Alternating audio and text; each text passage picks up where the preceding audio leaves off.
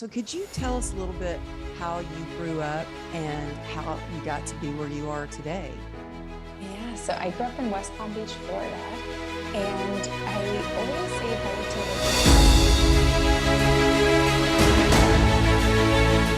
say You help people brand themselves and kind of brag about themselves a little bit, so it does create an incredible first impression.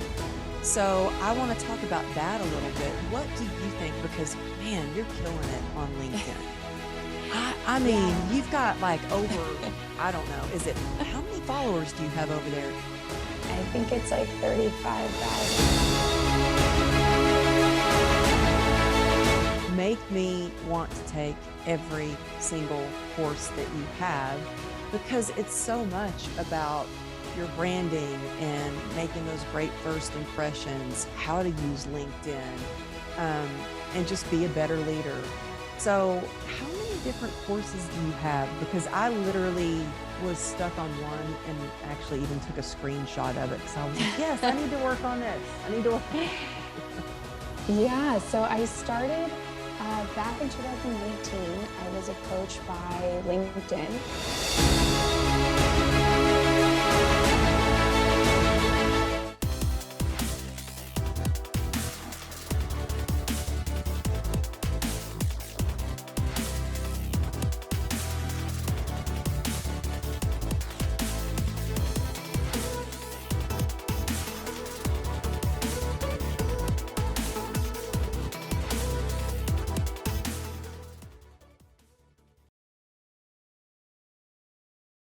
Hello and welcome to the True Grit and Grace podcast. I'm so happy you're here, and you are going to be excited to hear from this legendary guest on the show. I have Ken Kaupe with us today, and if you haven't already Google stalked her, I suggest you go right now. You will get lost in hearing her incredible talks that she gives on these stages. She has all these courses. You may have already seen her on Shark Tank. But she has worked with some of the biggest players out there in the industry. She's on a mission of investing in yourself, supercharging your career, and building your network. And it's garnered the praise of corporate clients such as American Express, YPO, TEDx, and LinkedIn. Y'all, she's a superstar on LinkedIn. So I have lots of questions to ask her about that. Her weekly live series is called Coffee with Kim, and she brings in experts, founders, and leaders to share tips, tricks, and strategies that help them excel. I'm excited to be on with you this week. Actually, I get to see you twice. She is also partner in a fan engagement agency, Bright Ideas Only, working with A-list properties such as Paul McCartney, Oprah, the New York Mets, and Shawn Mendes, some of my favorites, to create marketing programs, new revenue streams, and branding. You guys, you might know her also. She's been a judge on the 2019 Miss USA pageant, live on Fox and her various social media channels where she pushes out content daily. And she was named Inc.'s 35 under 35 advertising ages 40 under 40 and Forbes 30 under 30. Kim, you Too are, many numbers. oh my gosh. Wait, advertising ages 40 under 40. Wait, that's amazing. And Forbes 30 under 30. I saw one of your talks when you were almost 30 and you're like, I'm turning 30 in 5 days. Does anybody can get me in a under 30 category? And you did it. I just realized that right now, because I stalked you, by the way. So welcome to the show. I could go on and on about you, but so grateful that you're here. I am so grateful to be here. I've been looking forward to this all weekend. I was like, yes, I cannot Oh, wait to come on. You have such an amazing community, and this podcast is so awesome. So I feel very honored to be a guest. well, thank you. You know, we were talking before we started recording that our mutual friend, Mitch Matthews, who is just an angel in my life, he connected us and we jumped on a phone call, and it was instant connection. We have so much in common, from activities that you like to do as a child that I like to do too. So I'd like to start with a little bit about how you grew up, because a lot of the things that bring us joy as a child oftentimes relate to what we end up doing in our careers. And I feel like your whole life has built you up to be this expert branding, and the way that you make connections and build communities, and all the courses that you have. So could you tell us a little bit how you grew up and how you got to be where you are today? Yeah, so I grew up in West Palm Beach, Florida. And I always say if I had to like pinpoint kind of where my curiosity started with branding yourself or with kind of building communities, it really started in elementary school. And I was an only child. And so I knew that if by Friday at 5 o'clock, I had not convinced other kids on the playground to invite me over or invite me to their birthday parties or sleepovers, that weekend it was going to be me and my Barbies. And I love me and my Barbies. We had a lot of good times. But, really it was, can Katie come over and play? Can I go to Natalia's house? And I sort of realized that, okay, I kind of have to market myself. I kind of have to be like, hey guys, I have some really fun chalk and jump rope and skippets and things if you want to come over on Saturday. And they would say, oh yeah, let me ask my mom. And so I think from a young age, I realized like, okay, there's value in selling yourself, really, whether it is as simple as play dates. And that, I think I realize now looking back, it only continues as we grow up, whether we're selling ourselves to get into college, or whether we are selling ourselves to get our first jobs, or whether we're selling ourselves to get a first date on Bumble or Tinder or Hinge or one of these apps, and Mm-hmm. or a promotion or an award or an honor.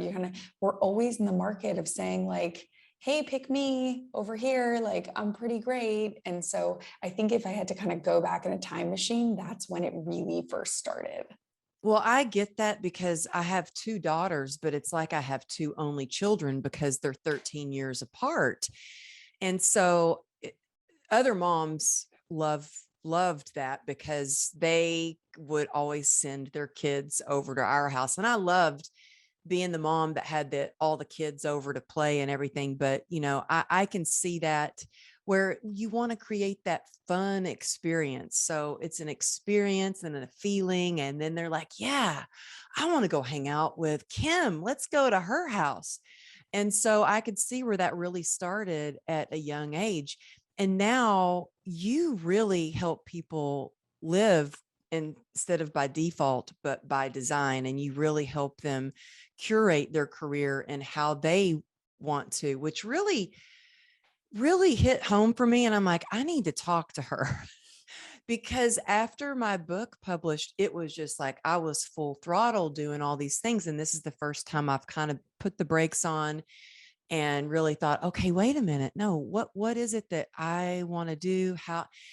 How do I want to do it? And you help people really design what that looks like, because I feel like we get this first impression when someone, and I know, I mean, look, it's human nature to judge people by their first impression. And I feel like now, especially going back to in-person events and stuff like that, people don't ask for business cards anymore. They're like, what's your Instagram account?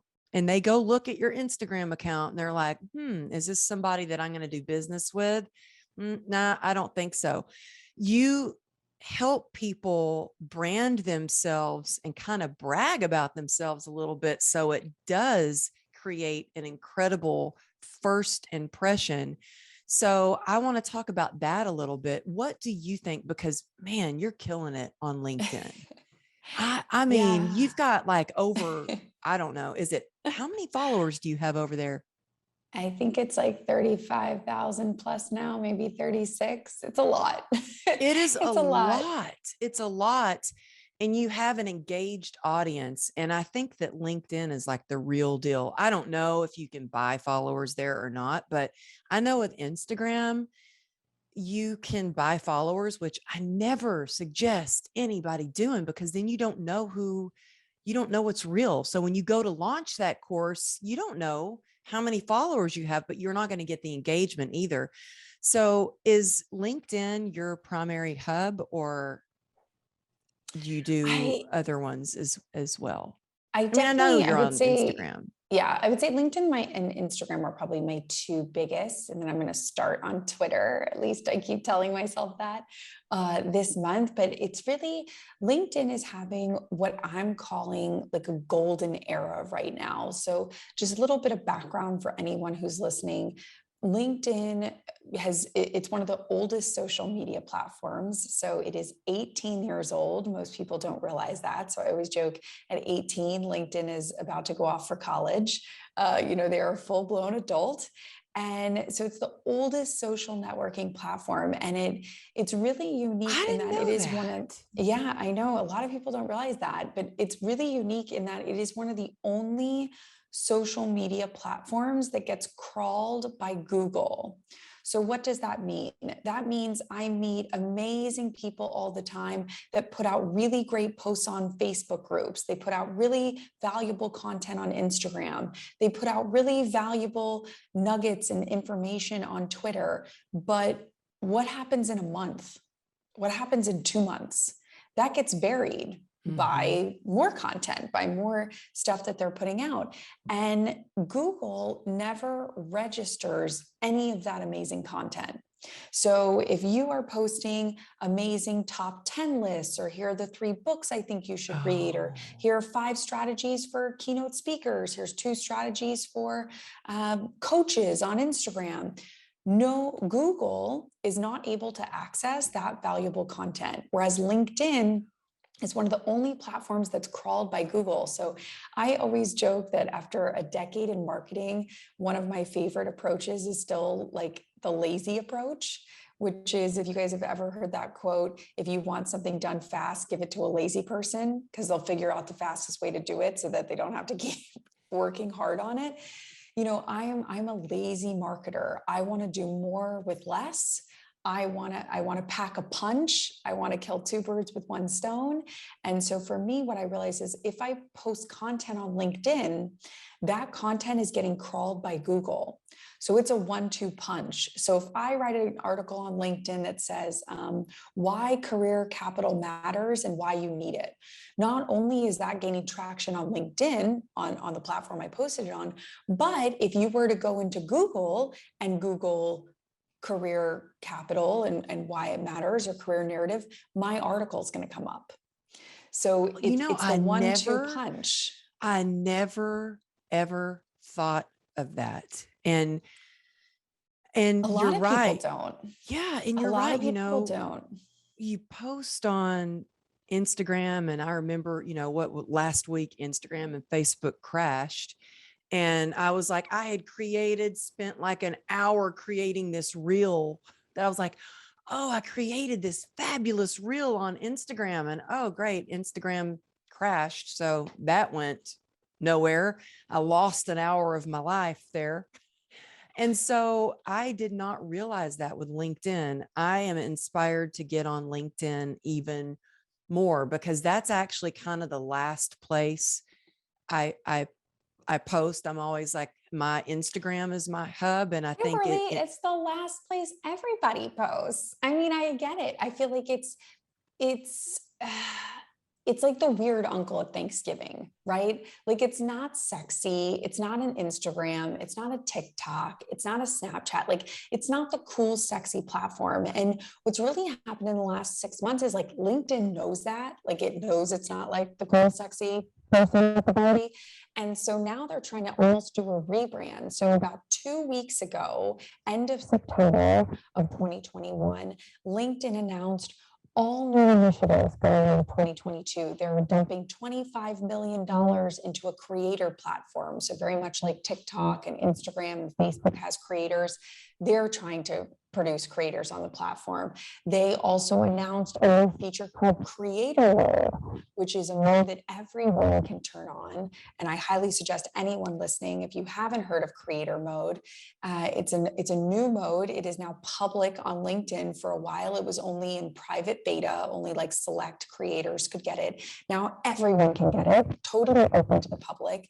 In fact, I did a 15-minute video giving you a step-by-step tutorial of how to turn it on, what it is, what the different new features are. And if you go to turnoncreatormode.com, you can access that 15-minute video for free. It's a great kind of step-by-step, and I highly encourage everybody to turn that on as soon as they hear this, like as I'm fast taking as humanly notes, like possible. turnoncreatormode.com. Creatormode.com. Yes. Okay. So Kim, I got that notification on LinkedIn about creator mode. And I'm like, what is this? I don't know what to do with it. And we are always learning new things. Like it's just when I think that I have Instagram figured out, it switches, just when I think, okay, maybe I have this LinkedIn figure out, they add something new. So I think it's important to keep learning. So with that creator mode, what are a couple of things that you're able to do differently that makes it a little more sexy on LinkedIn?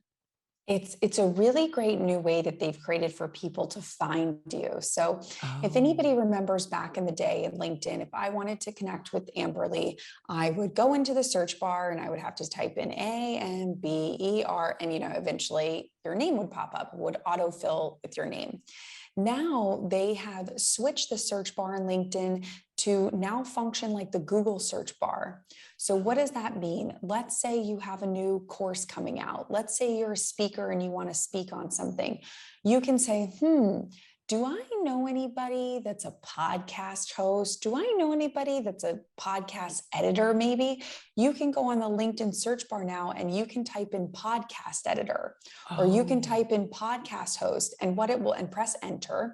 And what it will do is it will show anybody in your first, second, or third degree connections that has those keywords, podcast host, podcast editor, whatever it is you're searching for, in their profile, like in their search functions. So what's great is, like, for me, as example, if I decided, I want to do some podcasts, I would go into my LinkedIn, I would search podcasts, and who would pop up? You would probably pop up. Mitch would probably pop up. Our friend Antonio Neves would probably pop up.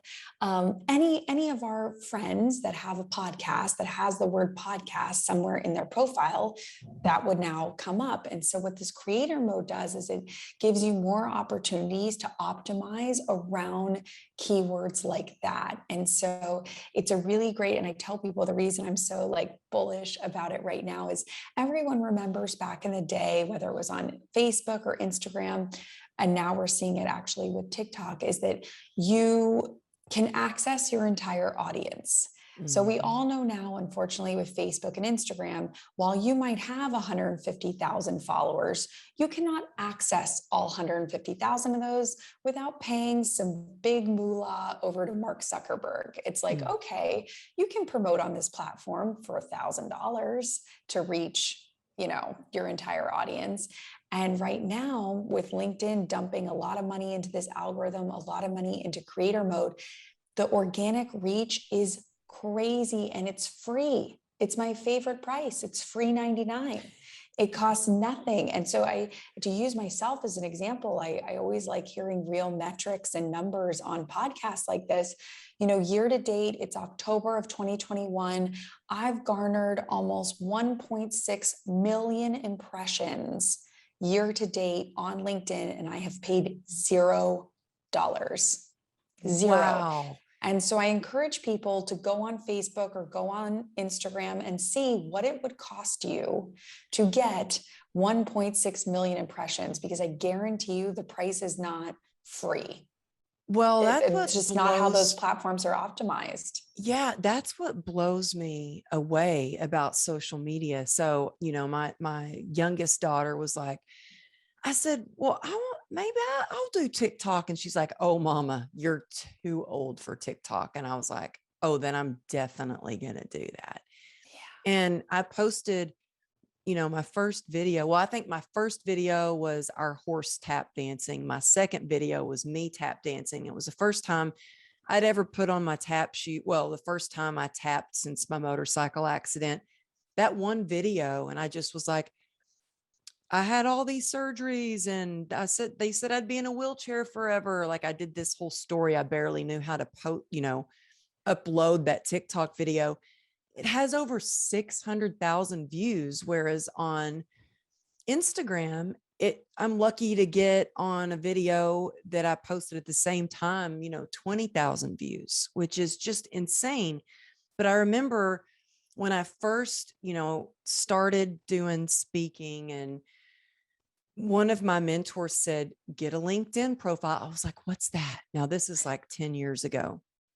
And so that's one of the things that I tell people right away, get all your profiles out there. So get your LinkedIn, your TikTok, your Instagram, your Facebook, your Pinterest, all the social media that you can, but make sure you appear the same on each. So if somebody goes to LinkedIn, you don't have like a totally different headshot than you have on TikTok. Or what do you suggest for people to do if they're listening to this, they're just starting, they want to be an entrepreneur, they're on that journey, and they are starting with their, all their different accounts.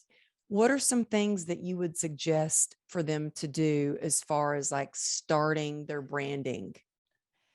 I always say again, if you think about what you're doing and what the purpose is, I always say fish where the fish are. So if you're saying I have an Etsy store, I'm making this up, I don't know. I have an Etsy store and I am a B2C business. I really need lots of consumers. Or I run an Etsy store and you know what? I want to get into some wholesale stores. I want to get into Target, or I want to get into some of these big retailers. I always say, okay, fish where the fish are. So if you have one section that's like, okay, consumer base, maybe TikTok and Instagram are great avenues for you. If you then say, okay, I want to kind of go a wholesaler route, how can I get my product into Whole Foods? How can I get my product into, Target or some of these other places? I would say, okay, LinkedIn. Go find out who the buyer is for the arts department at Target. Go find out who the buyer is for Whole Foods. And so I say, so then maybe in that case, Twitter or Facebook doesn't make as much sense for you. I think that it's, we were talking about this a little bit earlier. You can't be all things to all people. Mm-hmm. Unfortunately now with so many platforms and post once a day to every platform. I mean, my God, you'd spend the whole dang day posting to these platforms for You free. could So spend hours. I mean, it's literally, I yeah, you would could always spend say all like day. pick two or three and say, Tell me again. So you can yeah, pick like 2 to 3 platforms that are your main hubs. exactly. Pick two to three, focus on those two to three, and really say, I'm going to make an effort with these instead of running yourself crazy trying to post Mhm. on every single platform every single day. And you don't even know why, other than people told you that that's what you're supposed to do. Yeah, and it's so important to know where your customers are. But I think sometimes you don't even know where they are when you're first starting, and it's kind of figuring out as you go along. And it was just, gosh, 4 years ago that I was told, I got a publishing deal, and they're like, we don't do any marketing or branding for you. If you want to do that, you have to do it yourself. We don't do any of that. And I'm like, oh my gosh, I don't know how to market or brand. What do I do? And I didn't have the, money saved up to be like, oh, let's put in a ton of money and do this big book launch. And so I spent, like, making an effort. I spent every single day. I woke up extra early before my daughter had to go to school, before I had to get to work. And I made an effort to start posting on Instagram, and I would post on Facebook too. And for some reason, it just grew a little differently, bigger on Instagram. So that became kind of my main hub. And I noticed though, I had a goal, I had an intention of I want to be able to get 10,000 followers within a year because that's how much time I have to where my book comes out. And I want to be able to do that swipe up feature. And so I literally spent every single morning, I dedicated some time to creating a post and I shared it on Facebook and it just kind of grew more on Instagram. And people have asked me often, well, how did you grow your following? And I was like, well, I was intentional about it, but it took a lot of blood, sweat, and tears. I spent, and I hear a lot of big thought leaders and successful New York Times bestseller that they're like, oh, I spend maybe 20 minutes a day on social media. And I'm like, dude, I spend like 3 hours a day. And now I spend that much time on it because I want to be honest and keep it real. Like, no, I actually spend time on those platforms, but that is where I've made some meaningful connections there. That's where I have, found people like Mitch who connected us. That's where I actually got booked for my TEDx from Instagram. So I think it's finding, kind of where your message is resonating, but being really intentional about it. But do you think that LinkedIn is the place for people to go more when they want more like business connections? We talked about it. You were saying that definitely post there because they're going to find you in the Google search. So I'm definitely going to go do that, start being more intentional about LinkedIn. But do you think it's a place to go if you want more event planners, um, or maybe like you were saying, wholesale clients, that sort of thing? Is LinkedIn more the place to go rather than Facebook or Instagram? Absolutely.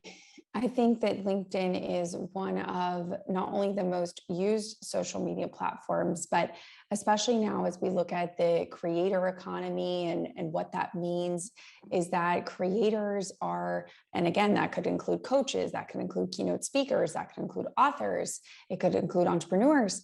Really at the end of the day, you are the CEO of your business.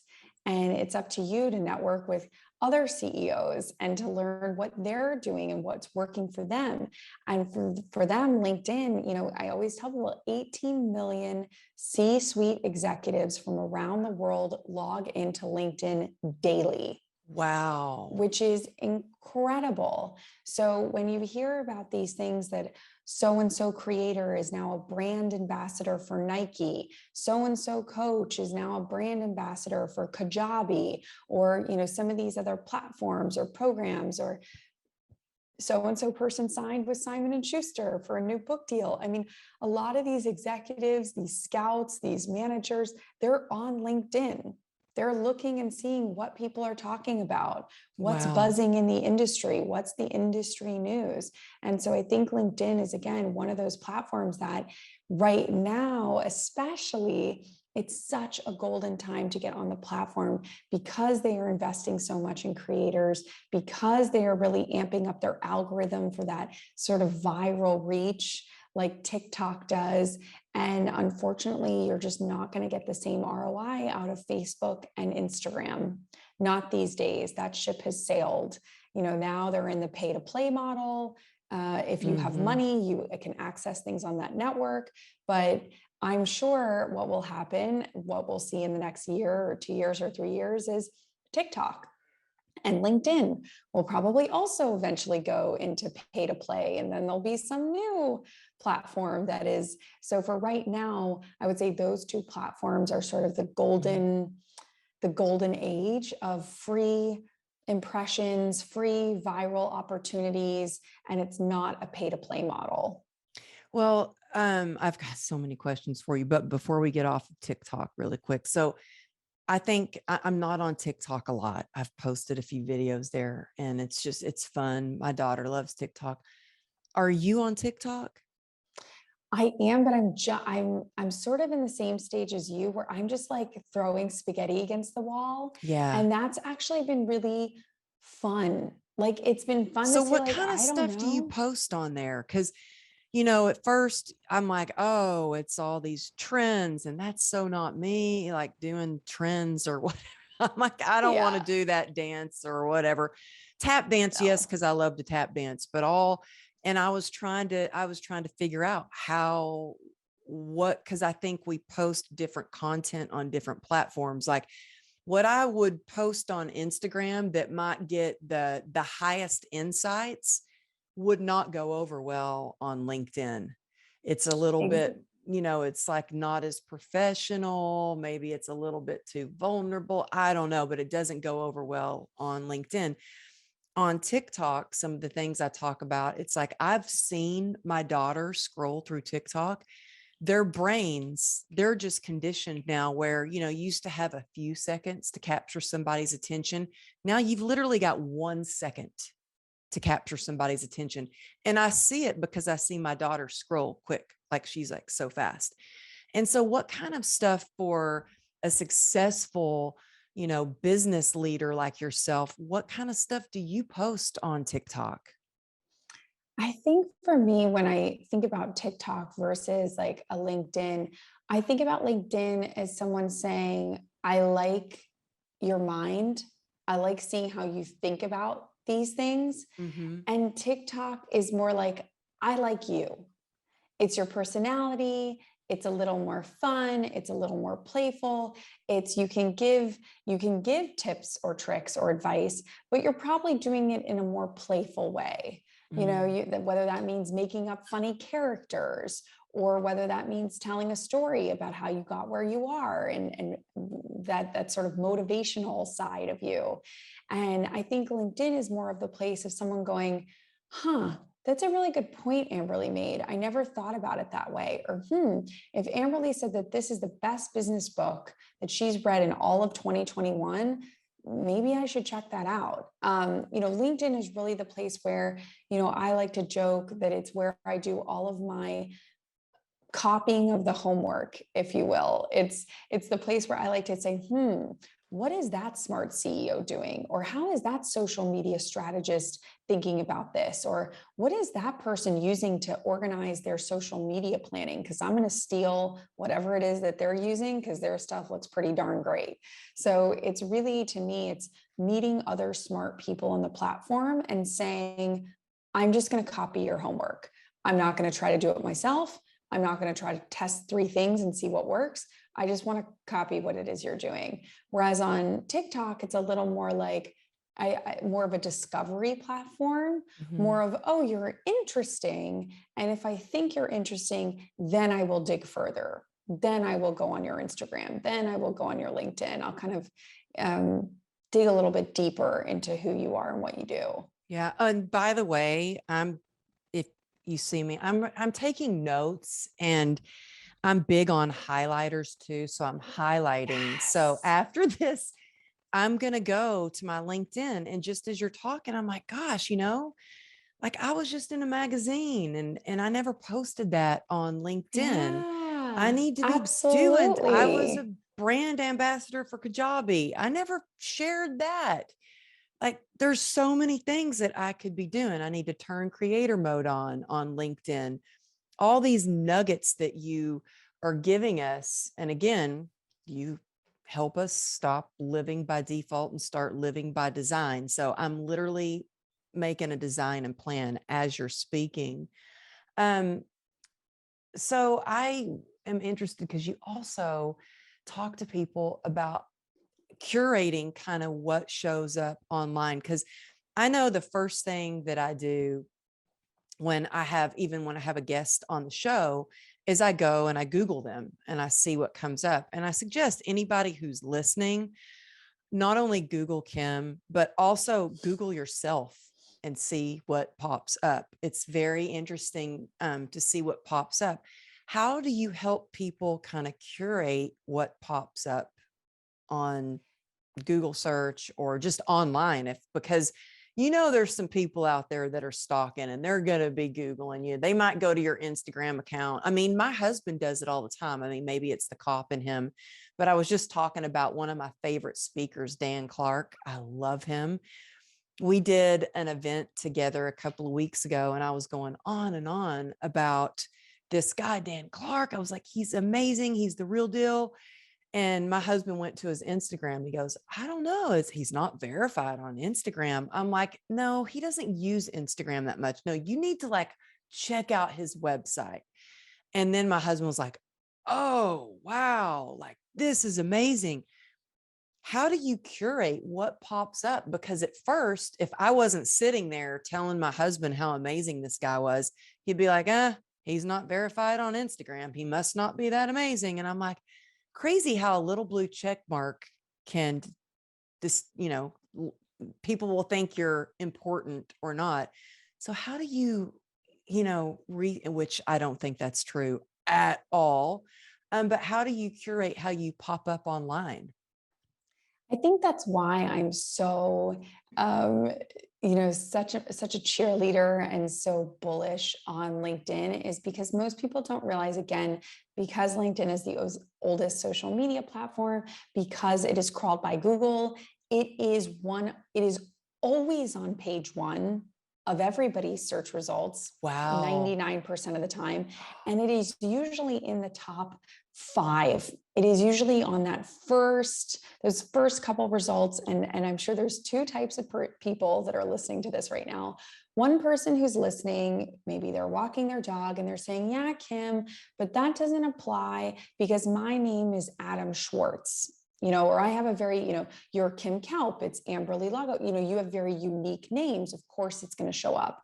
I have a name that's Adam Schwartz, or I have a name that's, Jenny Thompson, something that there's a million Jenny Thompsons, or there's a million Adam Schwartz. And what I always say to this is, whether we like it or not, Google is very, very smart and Google is very, very stalkery. So even if you put in one or two keywords, even if you say Adam Schwartz, New York, or Adam Schwartz, T Public, maybe the name of where somebody works, or Jenny Thompson, Bank of America, Google is smart. Google will cross those kind of key factors and they will find you. And what will come up first is your LinkedIn.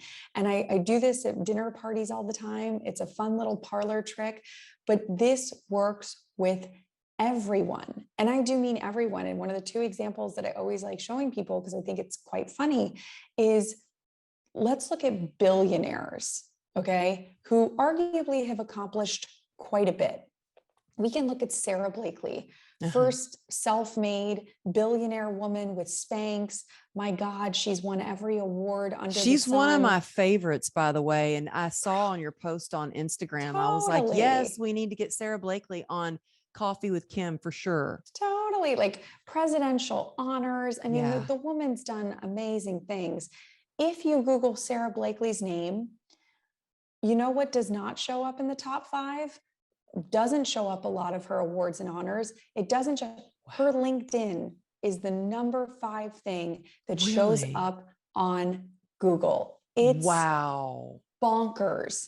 And then you can play that game again with somebody who was supposed to be going to space this week, although I don't think he's going anymore, but Richard Branson and, his Virgin Galactic and Virgin Airlines and all that sort of stuff. Again, 1 million awards, 1 million accomplishments. You Google the name Richard Branson, and the number 4 search result is his LinkedIn profile. Wow. And We got to get on freaking LinkedIn. Branson. So I tell people, like, I am so crazy, about LinkedIn, only because it always shows up as your number 1 Google search result. And and to your point, sometimes people's Instagrams are private. Sometimes it's more like for friends and family, and their Facebook is private. But 99% of the time, people's LinkedIns are public. They're not a private, you're not showing pictures of your kids. You're not showing pictures of your food. Yeah, so that's actually the first place I look when it's for business, or if it's somebody going to be on my podcast, is I go to LinkedIn. Well, I go to Instagram, but to get information and see more about them and their bio and everything, I go to LinkedIn. And to see who they're connected to. It is sort of that's important. It's an instant sort of, the thing I always like to tell people, to use an analogy, is if you're going on a blind date, you're probably going to be kind of nervous. You're like, I don't know, this could be a serial killer. Like, who am I going on this blind date with?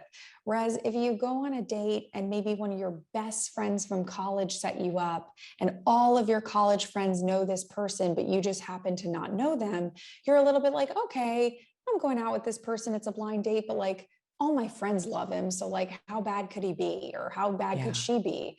You feel a sense of like, okay, well, this person kind of passes the friend check. And so what's so great about LinkedIn is, you can meet somebody new and see, oh, I have 6 people in common with this person. Mitch knows them, Amberly knows them, Kim knows them, Antonio knows them. Like, this person must be good people because they're connected to all the people that I love and like. Oh, So and there's again, power in proximity. absolutely. And that's another thing that people can look for on LinkedIn. So again, it really packs a punch. So I always tell people your time is limited. You want to spend time with your friends. You want to spend time with your family. You want to spend time with your dogs. I'm always looking for the platform of what's going to do the most. Where's my buck going to go the furthest? Like, where's my time going to make the most? And for me, that's been LinkedIn. And for most people, even the billionaires, it's also LinkedIn. Well, I wanted to ask you next, how do you leverage mentors and advocates? So the people that you meet, the mentors, connections that you make, what are some ways you can leverage that?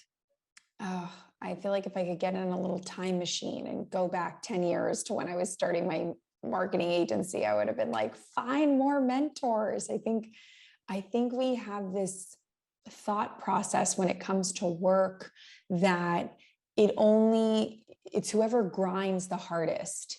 It's whoever writes the emails on a Sunday night. It's who wakes up early, last to leave, like this kind of grind it out mentality. And so what I found with mentors and advisors is it's a Disney fast pass. It's a video game cheat code.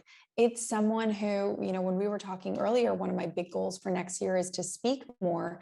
I can call up somebody like you or Mitch Matthews, and you can be like, oh, Kim, don't do this, do this. You got to have this. And you probably saved me 6 months worth of trial and error. And I tried this thing and it didn't work. And I could talk to someone and Mitch could say, oh, I could have told you that. I could have Oh, told you that didn't that's work. why I was so inspired to start my mastermind. And I can't wait to have you speak in the mastermind because I just want to give people that fast pass, how to get to Yeah. point A to point B and not go through all the mistakes that I made or have to jump over through so many hoops or if we can just give them the fast pass, that's that's why it's so important to have mentors, coaches, masterminds. I invest in myself, so I invest in other people's masterminds all the time. Oh, And me too. when you can come together, it's like, it I have to say, it just it makes me feel better. I was having a rough day the other day. I'd been in my office all day and you kind of get in this tunnel vision. And I get a text message from our friend Antonio. And I was like, oh, I'm taking a break right now. You just made me feel better. So when you can come together with some like-minded people and you really feel seen, heard, understood, it's like a breath of fresh air. Absolutely. And I think anytime you're getting, we always used to hear that saying, you are the average of the 5 people you spend the most time with. That was sort of like the age old saying. And I think now, if I could do a remix, on that saying, I always say you're the summary of the 5 people you also digitally spend the most time with. So especially now, with the pandemic, it's not just in person. It's not just the 5 humans that I interact with all the time. It's digital. So whether that means joining a mastermind that you're joining via Zoom once a week, or it's getting in a Facebook group, or it's going through a Kajabi course or somebody's program, you need to surround yourself with humans that are smart and talented and ambitious and learning, because you will soak in that energy and it will put you on a higher playing field. Absolutely. And, that's the importance of making the investment in yourself. That's how you get to be on a Zoom and ask these, leaders or best New York Times best-selling authors or celebrities questions. How did they get from point A to point B? You get that connection. So that's why I love masterminds. And I love going to events, whether I've always loved going to events. I learned that at a very young age.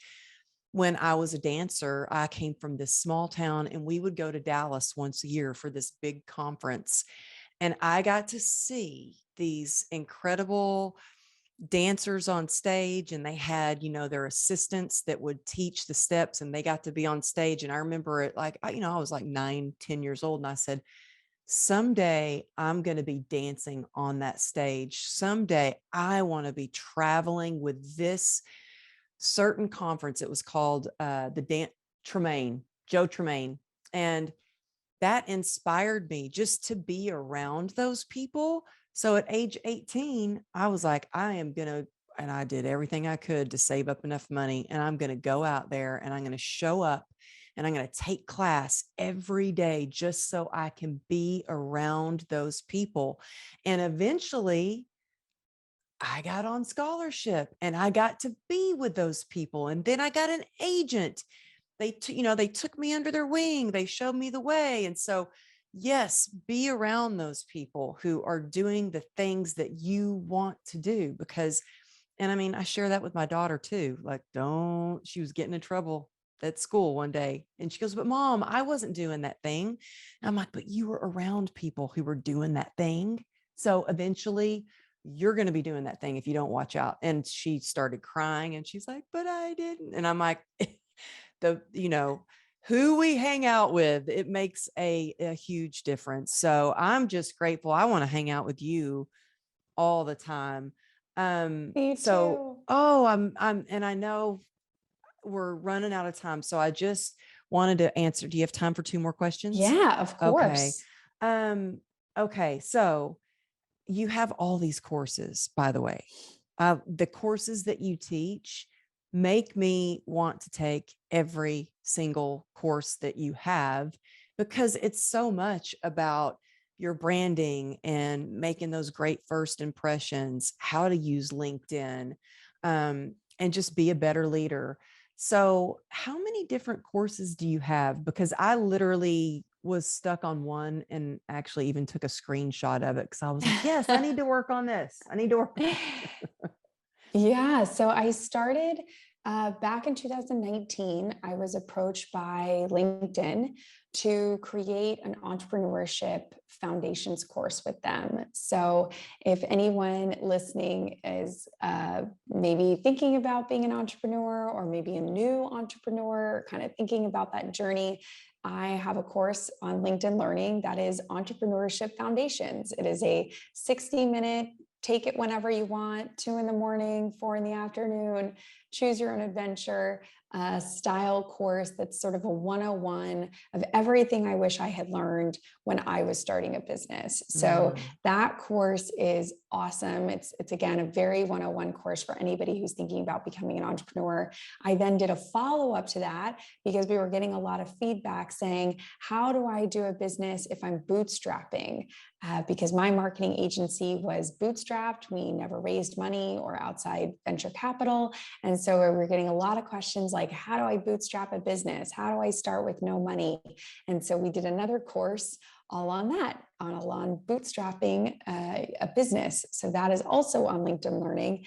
And then what I realized is, wait a second, for the last 10 years in my marketing agency, I have helped amazing A-list artists and talent and sports teams really connect with their communities and connect with their fans and connect by representing themselves as an amazing brand or person or band or whatever it is that you want to get to know more of. And so I thought, I bet I can start doing that with people.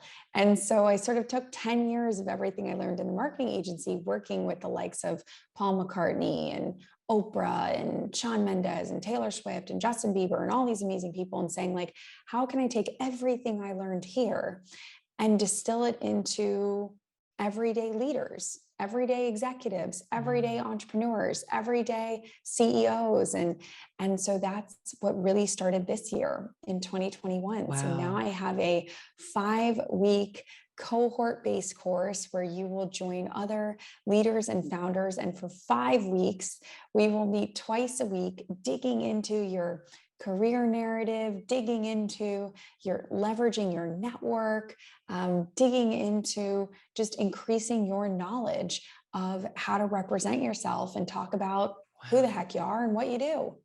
Oh, that's incredible. I mean, you've worked with some of the biggest names out there, and then you've also been on Shark Tank. Yeah. I mean, how was that?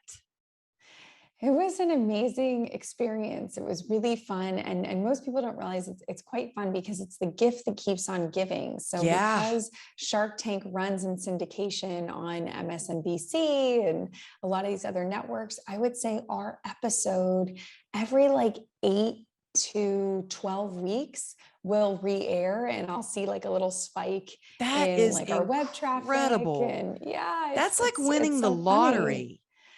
It really, I feel really lucky to have been a part of the show, and it was an amazing experience. And it definitely has catapulted, the way that the trajectory of our business. Yeah. Well, so where can people find your courses? What's the best way? Your website or LinkedIn I would or all of the say, above? I would say my website, my LinkedIn, you can find it from my Instagram. I always give this like funny analogy because we were talking earlier how my last name is so hard to spell and pronounce and whatnot. But I realized this when I was watching a friend do it. If you, let's say, open up your Instagram profile and you start typing in KIMKA, there'll be Kim Kardashian, number one, and then I'll be right under it. I'll be Kim Wow. Kaupe. So I always joke that you're going to see one Kim K who has very little clothes on, sort of naked. And then you're going to see me, and I'm the Kim K with her clothes on. So if you start spelling out KIMKA, just choose the one that has more clothes on, and that will be me. Wow. You know what? That's amazing though, because there's a lot of people that might go, oh, Kim Kardashian. Well, oh, who's this other Kim? That's incredible. They might be a little shocked because they'll be like, wait a second, this one has way too many clothes on. She doesn't date a rapper. So it might be a little bit of a letdown. But yeah, it's just because that very beginning part, KA, although mine goes into the letter U and hers goes into the letter R, but close enough. Well, there's something that you say that that is inspiring. You said, hope is not a strategy. We have to take action. And it's great to have hope and have all these high hopes and manifest and dream big. But I love that you're like, no, we need to take action. You need to have a strategy. And you've given us so many different ways right now to just leverage our LinkedIn. So thank you Thank so you. much for all the tips and tools. And there's one last thing I want to say. There's something that you say that I think definitely should be in the Webster's dictionary. And you said, you talk about like it's important to have braggability and be Instagrammable. So I hope that y'all all go out there and create some braggability stuff and some Instagrammable stuff and really take action on what Kim has shared with us today. So again, give them your website so they can find you and your courses. Sure. The website is Kim Kaupe, my name. So that's KIM K, A is in apple, U is in unicorn, P is in Peter, E is in elephant, kimkaupe.com. Yeah. And you know what? This will be in the show notes. So if you're out for a run or something, it'll be in the show notes. Don't worry about it. You can find her. And then take a screenshot, y'all. This is how you meet people. I want you to grab Kim's attention. Take a screenshot of the episode and tag her on your Instagram. Y'all, that gets people's attention. That's how you get to meet people and connect people. So take a screenshot either on YouTube or whether you're listening on, podcast, Apple, Stitcher, whatever. Take a screenshot, tag us, let us know that you're out there on creator mode, making a difference and you're curating your career. So Kim, you're amazing. I can't wait to talk to you again. I get to talk to you on Wednesday for Coffee with Kim. I'm so honored to do that. Thank you for being here. It's always such a fun time getting to talk to you. So thank you. Thank you. This is so fun. And we'll have to just do it again soon. Yes.